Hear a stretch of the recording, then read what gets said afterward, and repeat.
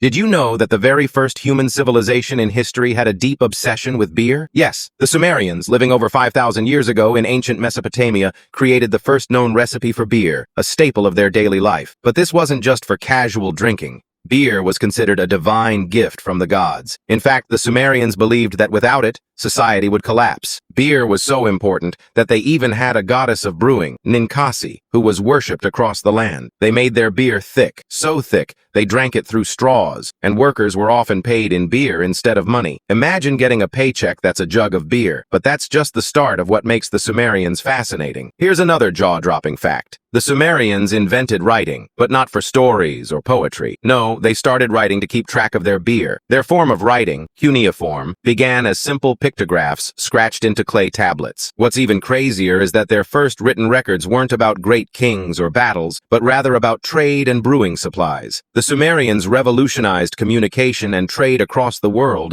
by creating a system to record transactions, transforming them into a society where knowledge and information could be passed on across generations. Just think, our entire ability to read and write can be traced back to ancient Sumerian beer logs. Speaking of the gods, the Sumerians had an unusual relationship with their deities. Their gods weren't benevolent, loving figures. They were terrifying beings who could destroy humanity at a whim. One story tells of the gods sending a catastrophic flood to wipe out humanity because they were simply too noisy. The Sumerians believed that humans existed solely to serve the gods, who would otherwise grow angry and send down destruction. To appease them, priests performed daily rituals, and entire cities would live in fear of accidentally angering a god. The legendary ziggurats, massive temples built in the middle of Sumerian cities, were like skyscrapers designed to bring humans closer to the heavens, so they could beg for mercy face to face with these terrifying deities. And here's something truly shocking. The Sumerians had advanced knowledge of medicine that was way ahead of their time.